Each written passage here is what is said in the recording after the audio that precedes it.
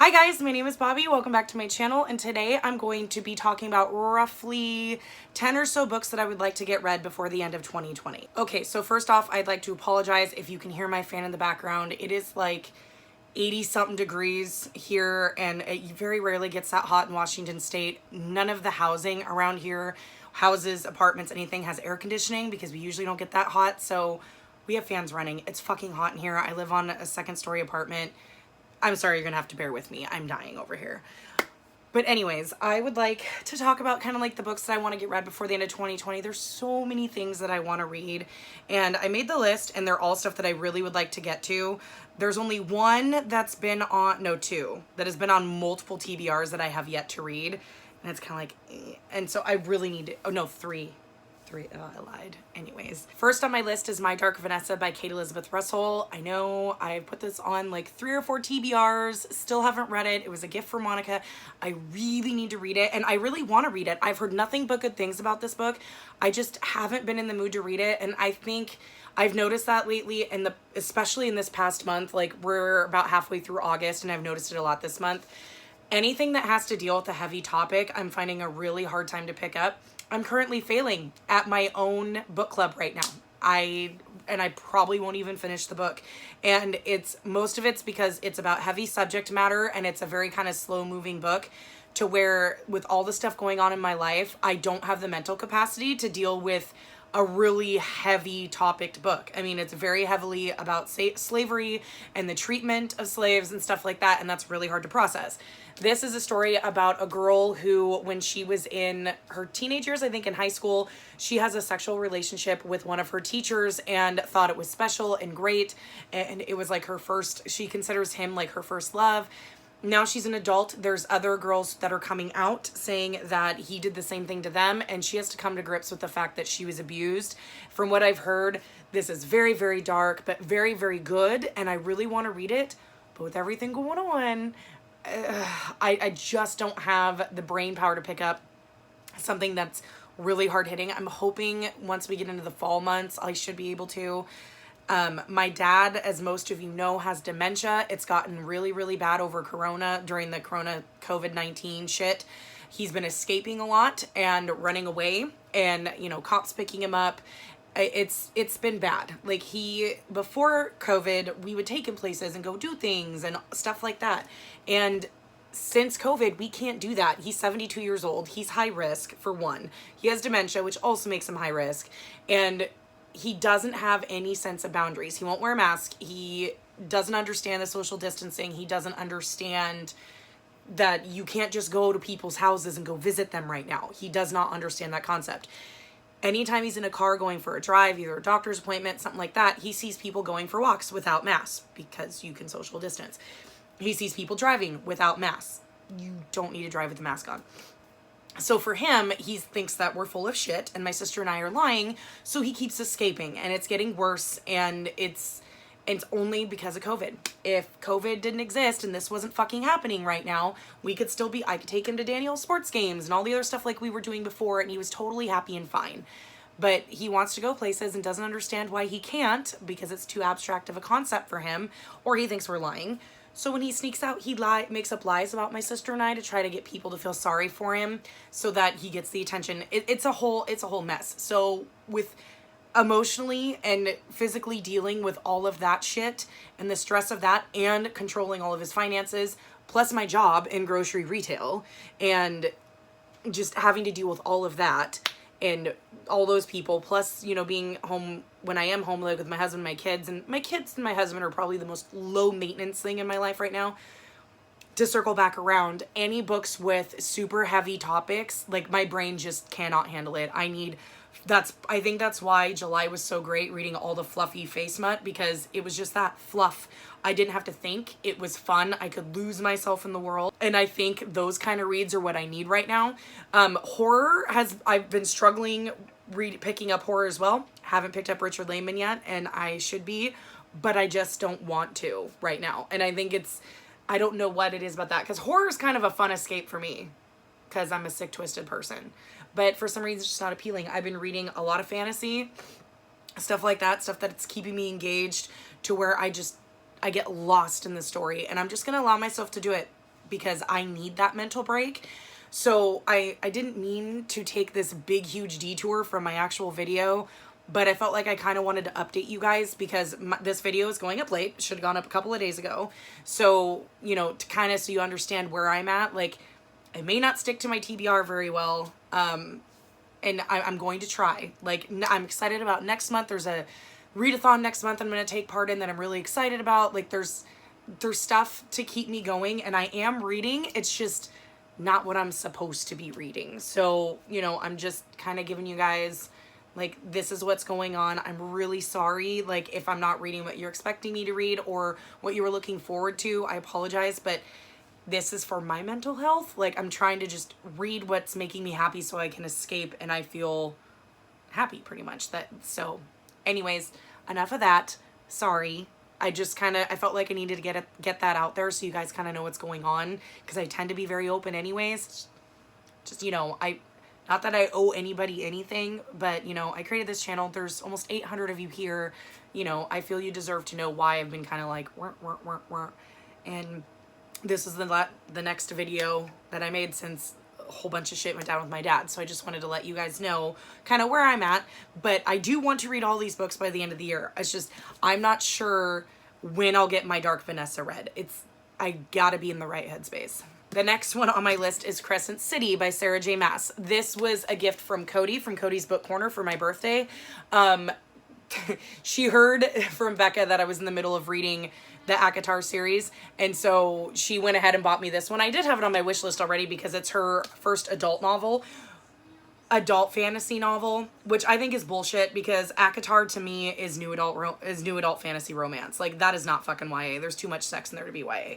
But this is actual adult fantasy, and from what Becca says, there's like only one sex scene, so a lot of people were disappointed. I don't really care as long as the story's good. And she writes so much that you have to wait a long time in between books, because I think her next book is in January, and that's the start of the next trilogy for in the ACOTAR world. So I don't think this one is coming until late 2021 or 2022. I'm not sure. Becca would know. Ask her. She knows everything Sarah J. Maas. But this was a gift from Cody, and I want to get this read. The only thing is, I'm not going to pick this one up until I'm done with Throne of Glass. So I think that's why this one's kind of lower on the list, which, speaking of Throne of Glass is on my list as a whole, like as a series I want to finish. I'm currently on Crown of Midnight. I've read The Assassin's Blade and Throne of Glass, so I have 5 more books. I'd like to get it finished by the end of the year. Don't know if it'll happen because I'm buddy reading them with my friend Cindy, and, you know, but with our schedules, she's 3 hours ahead of me time-wise, and we both work crazy-ass schedules, so it's kind of hard to make sure that we're keeping up with each other. One of us goes way ahead, the other one has to catch up, and we've been kind of... Crown of Midnight should have been finished already, but both of us have been working and doing shit. So in order to get the Throne of Glass series finished by the end of the year, I have to read more than a book a month because I've got 5 left, and then especially if I want to get Crescent City in. So yeah, and then I have to get all that shit done before January when the next ACOTAR book comes out. So yeah, I guess apparently 2020 and all of its trashiness, the Sarah J. Maas trash. Like, why not? 2020 was already a shithole anyways. Why not, you know, throw me down the trash chute right along with it? Next on my list is My Best Friend's Exorcism by Grady Hendrix. I've read the Southern Book Club's Guide to Slaying Vampires. It's such a fucking mouthful. And that was my first Grady Hendrix. I think this is his first one that gained traction that everybody loved. It's not very big. The design of it is beautiful. Looks like an 80s VHS tape. This is a story set in the 80s about a group of friends where the one girl thinks her best friend is possessed, and so they do an exorcism. From what I understand, it's amazing that all the 80s stuff that's talked about is very nostalgic. So I haven't heard anything bad about it. So I'm really, really excited to read it. It's just fitting it in, hopefully, because it is kind of a horror, hopefully around like the October, like fall vibes, definitely. Next is The Unspoken Name by AJ Larkwood. I got this sometime in the spring, the beginning of this year. I don't even remember what this is about. Oh wait, it's about a girl who she's slated to be like a sacrifice for her tribe of some kind, and like, I don't remember if she's a princess or not. yeah, sacrifice is like the biggest honor that of her people, and she's been chosen to be the sacrifice and supposed to be this big thing, but she's like, fuck this, I don't want to be sacrificed. And some powerful mage says, well, if you come with me and work for me, then I will spare you the fate and all that kind of stuff. Bethany from Beautifully Bookish Bethany read this and absolutely loved it. I believe I bought this one on her recommendation, just like the book I'm currently reading that I'm loving. So I'm hoping, since Bethany loved it, that I will too, considering the one I'm reading right now I bought on her recommendation and I'm absolutely loving. So I'm hoping this one comes through. And I don't remember if this is a standalone or the start of a series. I'm not sure. I haven't looked at it on Goodreads since I added it to my to-read list, but I do really want to get this read. Next is another one that's been on multiple TBRs, and that's Uzumaki by Junji Ito. This one's been on a couple TBRs. It's currently on my August TBR. I have not picked it up yet, but I want to. I need to get a hold of Cody because I bought Cody a copy of this for her birthday, and she wanted to buddy read it. So if we're gonna buddy read it, I need to get a hold of her to see when she wants to actually read it. So if she decides she wants to read it in another month, then maybe it won't get read this month, but this shouldn't take me that long. It's a manga. It's a horror manga. So I just need to fucking pick it up. It's been on the last 2 TBRs and I still haven't read it yet. Speaking of stuff being on TBRs that I haven't read yet, City of Brass. Yeah, it's been on a couple TBRs. Still haven't fucking picked it up. I think it's been on like 3 or 4 TBRs. Still haven't read it. I'm now nervous about this one. Becca read this last month, I think. June or July. She read it within the last month or so. I think it was July. And she said this one was very, very slow to start and much about the world building, which is good. And she didn't care for the romance. And that worries me a lot because the way her and I kind of like the same kind of romances from what I've seen so far. And the fact that she said it's got a slow start. I don't do well with slow starts. I tend to DNF books that are really slow to start. But I've heard nothing but good things about the series, so I do want to give it a shot. But it also makes me nervous. Like I don't want to get bored and then just read like 100 pages and forget it. So that's kind of why I put this one off. It's made me kind of nervous now. The last physical book that I have to talk about is Inspection by Josh Malerman. Josh Malerman is the author of Bird Box. I loved Bird Box. I read it. I have not watched the movie. I refuse to because I know they changed some shit, but I absolutely loved the book. The book was fantastic. I know there's a sequel called Mallory that I think is out now. It's on my wish list. Haven't gotten it yet. I just haven't felt the need to. But this was his latest release after Bird Box. I think it came out in, was it 2018 or 2019? I know I pre-ordered it and it came right when it came out. Okay, 2019. So it came out last year. So I've probably had this about a year now. I've heard a lot of mixed reviews on Inspection and that makes me rather nervous. Everything I've heard about Inspection is that it's about this school in the middle of the woods and there's, I guess, 2 of them. Excuse you, Thunder. There's 2 schools in the middle of the woods and one has girls and one has boys. They have letters instead of names and they've never seen another boy or another girl before in their lives. And it's something like that. And from what I understand, it's kind of anticlimactic and a lot of people didn't really like it. But I want to give it a shot because I really loved Bird Box. It's just, I just haven't picked it up yet. There's 3 other books on my list and all of 3 of these books have, well, one has come out. 2 of them have not come out yet.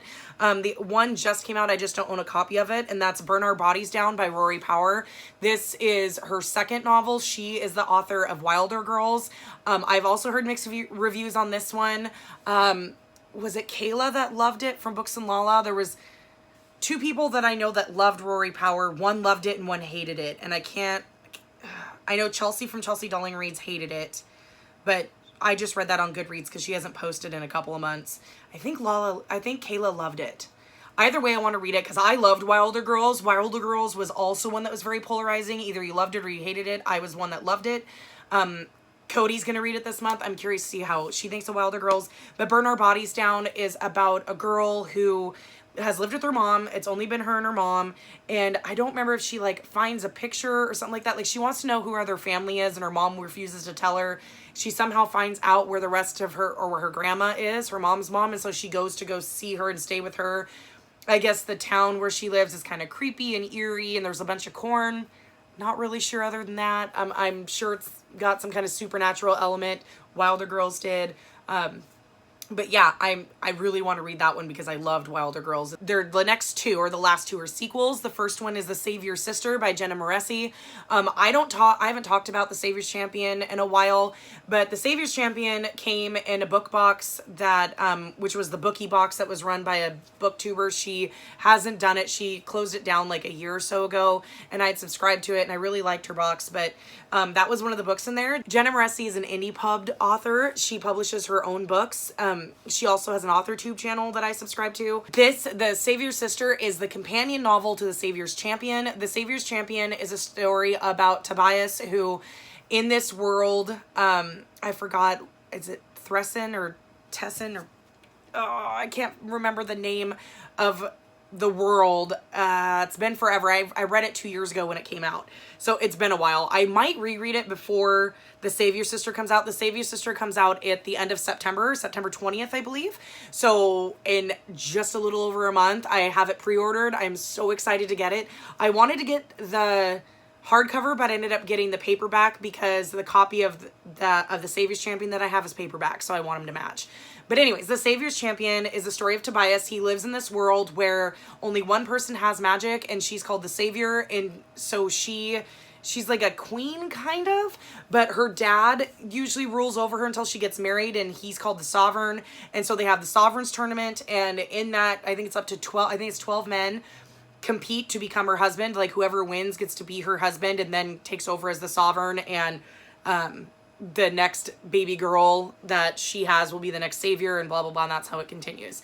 So Tobias has no interest in this tournament. He doesn't give a shit, but he is the sole provider for his mother and his sister. His mom, it's his sister and his dad got into an accident of some kind. I don't remember if it was horse and buggy or whatever, but they got into some kind of accident. His dad ended up dying in the accident, and his sister is now handicapped. So she is not able to, I think she's able to walk, but with assistance. I believe she uses crutches to walk, but she has excruciating pain in her, I believe it's in her back and her knees due to her accident. Her medicines cost a lot of money, so he works tirelessly in the fields to help provide money for them. He was an artist and was going to do an artist apprenticeship, but he gave that up so that he could help support his family.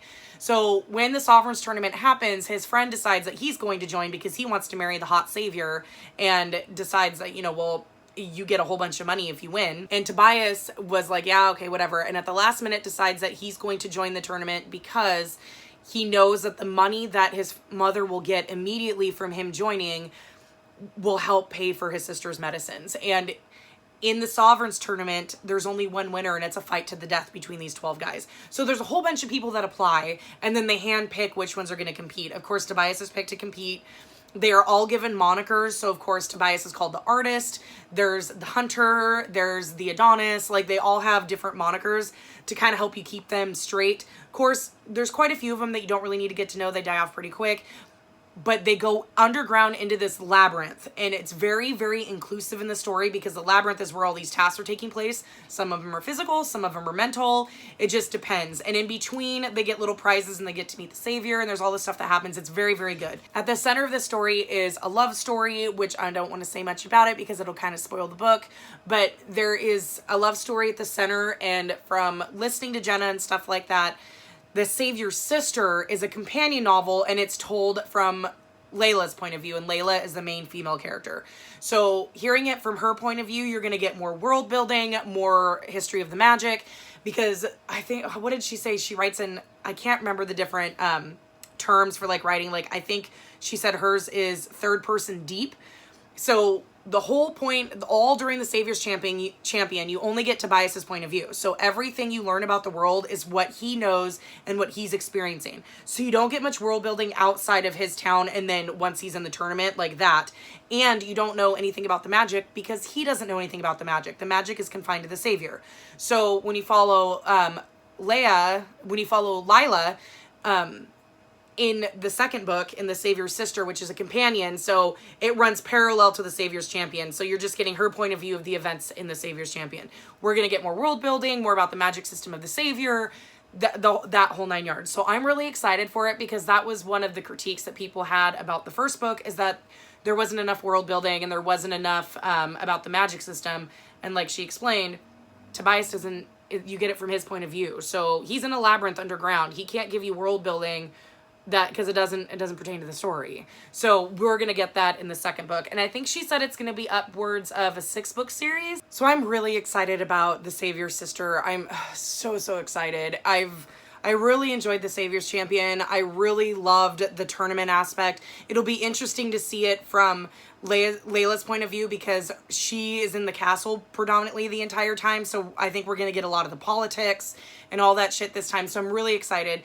And like I said, Jenna said it was going to be like a 6-book series, but she's not quite sure. So the next book in this series will be the continuation of the story from the end of The Savior's Champion and The Savior's Sister. And the last book on my list, last but not least, and one of my most anticipated, probably my most anticipated release this year, is The Fires of Vengeance by Evan Winter, which is the sequel to The Rage of Dragons. The Rage of Dragons is one of my favorite books of 2020 so far. I absolutely fucking loved it. And the sequel comes out in November, and I can't fucking wait. I pre-ordered it for myself. I pre-ordered it for Cody. Like, I am so fucking excited. I can't wait for it to come out. The cover, when the cover was released, the cover is gorgeous. I'm really excited to continue Tao's story. Like, it was so fucking good. And the way it ended, like, everything just, like, went to pieces pretty much. So I can't wait to see how it continues. I'm so excited for this book. And this one I definitely will read the second I get my hands on it. Okay, guys, that's it. That's 10 books that I want to read by the end of 2020. And then a series I want to finish in Throne of Glass. Don't know if that's going to happen. I'm hoping so. Some of those are chunker-ass books. Granted, they're quick reads. But if I'm buddy reading them, sometimes it goes a little slower. We'll see. I really want to try to get Throne of Glass done. If not, it'll get finished at the beginning of 2021. But I kind of want to, you know, get all the Sarah J. Maas read before the end of this year. But we'll see how that goes. Please let me know in the comments down below if you've read any of these books, what you thought of them. I'd like to know your thoughts. Anything else that you would add to this list? What's on your list for books you want to read by the end of 2020? Please let me know in the comments down below, and I'll see you guys in the next one. Bye.